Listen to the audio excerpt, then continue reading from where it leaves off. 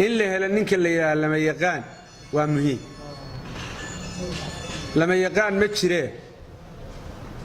وحلوغا قبانيا وإنان لعدين قفك الدنب قاله علده ugu weynina waxa weeye inaan cidina iska xilsaarin amnigii arinta amniga waa arinta ugu muhiimsan oo Mareykan gaalkacay leedahay arinta horumarka waxaad ogtiin hadda mar dhow hawlaha socda jidad baa hadda dhismahoodu socda MCH iyo iskuulaha la dayactirayaa hadda hawlgaladoodu socdaan wax badanna inagu inaynu qabsanayno u baahan jidkii aynu rafaadka la arka marayno halkii kiiloomitir 180 kaleeyno ku dhisayo oo aan cidina ka bixinayna jeebkeena ay tahay shalay dhagaxna waa laga daalay taayirana waa lagu gubay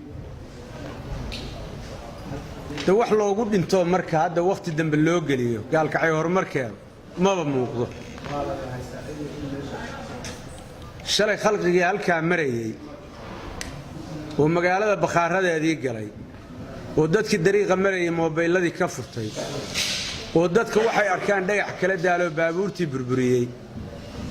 hameen horaan idaacada gelinay waxaan niri magaaladu mudaharaad uma baanaya laga daayo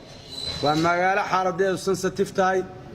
waa magaalo u baahan in xaaladeeda si gaar ah loo ilaaliyo wixii cabashaad dadku qabaan hadda waa loo wada jeedaayo diinka maalmeed waa la isla arag duruufta gaalkacay cidaan ogeyn ma jirto shacab iyo dawladba